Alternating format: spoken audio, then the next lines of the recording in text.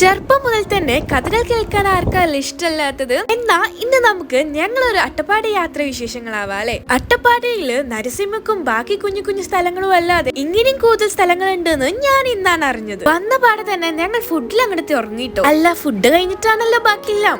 ബിരിയാണിക്ക് ചമ്മന്തിന്റെ ഒരു കുറവുണ്ടായിരുന്നു. ആ തണുപ്പത്ത് ആ ബിരിയാണി കഴിച്ചിട്ടുള്ള കഴിപ്പുണ്ട്.